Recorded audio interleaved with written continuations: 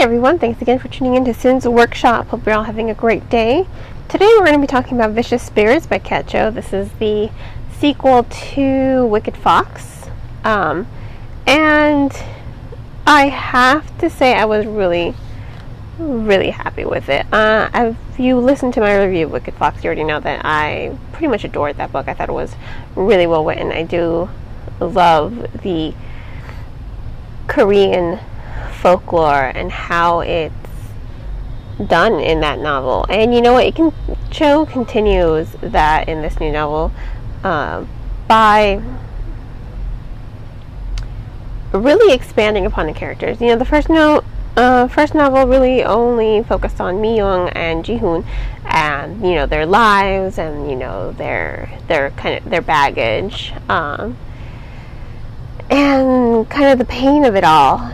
This novel kind of expands that scope. We still see Mi-young's perspective from time to time, and Ji-hoon's perspective, but their perspectives are very limited because the story is more about Sumin and Juno. Juno is the Dokabi, which is pretty much just a Korean goblin, but he's a specific type of goblin, so he's, you know, handsome looking. And I have to say, I liked how it was done. You know, I do like how they were expanded upon, how their personalities were given more life to them. I thought they were very well done. And the reason being is you got to see more of them, like I already said. We already understood their relationship with the characters in the first novel, for the most part. You know, Sumin is Ji-hoon's childhood friend. She's been with him through everything. They have similar yet separate, experiences. Moms were best friends who both got pregnant in high school and with their boyfriends. One of them, Sumin had a healthier childhood. You know, her parents were always arguing. They genuinely loved each other. Whereas Ji-hoon, on the day that Sumin's dad was buried because he passed away from cancer, his dad was arrested. So, they both have very different childhoods, but a lot of resemblances. It's kind of like, a mirror world reflection of this is what my life could have been like if this were the circumstances. And I really like that because really you got to see Sumin as a character. She puts away most of her feelings. She packages away most of everything that she feels because she thinks she needs to protect the people around them. She thinks she needs to protect her mother. She thinks she needs to protect Ji-hoon. And I think this is something that I was able to resonate with because she's the adult in the relationship between her and her mother. And I think that kind of happens sometimes when parents have kids at a young age. It's very similar with my relationship with my own mother, which is probably why I was able to connect with, because my mother definitely suffers from Peter Pan syndrome, and I tell her this all the time, and we joke about it. She calls me mom. So me and my mom have a very good relationship. Not saying it's perfect. We do have our outburst because we both kind of do what Sumin does. We just kind of keep everything bottled up. And I think with Sumin, I was able to really connect with her because I was able to relate to her a lot. She really is a strong character. She really is quite formidable because she just keeps everything locked inside. And I loved this exploration of her inner thoughts, of her feelings, of her outlook at life, how she just doesn't let herself feel as much on the outside so that she can put everyone's other feelings first. And I like Juno because he says it's okay to put yourself first, you know, and he's right. It is definitely okay to put yourself first. You know, you should never neglect your own health or your own feelings, because it just leads to a lot of negative energy. You know, people can sense it, that you're keeping something bottled in. And I think we get to see that a lot in this story, with the exploration of Sumin's relationship with Ji-hoon, and how Mi-young kind of reflects some of what Sumin is feeling. So I really do think that this novel is really good, because it really does explore these characters from the first novel. It gives them more depth. It really highlights the powerful relationship between the characters, and it really does make a thought-provoking novel. As for Juno, you know, the same can be said for him. He has such a powerful past. He has such a, you know, I love this. First, I want to say I love these series so much that for my birthday, I always buy myself something. I bought myself an genuine obsidian rainbow nine-tailed fox charm for protection.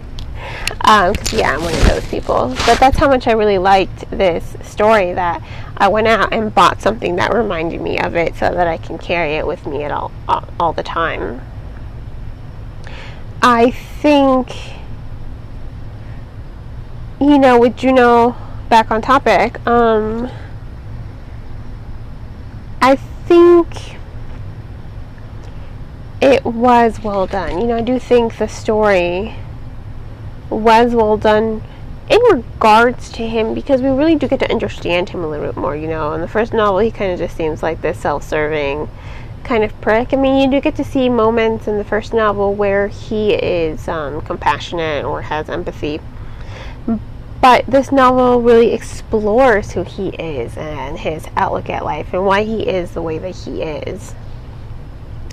And I enjoyed that a lot. You know, it did give him a lot of depth. He has so much depth, and a lot of that depth stems from loss. It stems from pain, you know, and I think it has left him scarred. You know, he's been alive for so long, and this wasn't even his choice to be what he is now. He was just a boy in love with a girl. And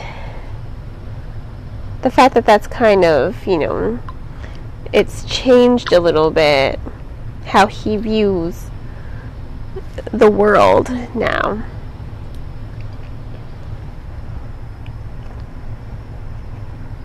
Sorry, I had to take a sip from my cup of coffee. I really liked him way more in this book than I did in the previous novel. And I thought it was captivating. How Cho, you know, much like with the first book, there are inserts, you know, there are these segments that break up the story without ruining the pacing, to give a little history on Korean folklore and gumiho. And in this one, you have those little inserts. And what I love about these inserts is they give history, you know. They're breaking up the story, but they're not disrupting the pacing of it. You know, Cho is able to keep up her momentum.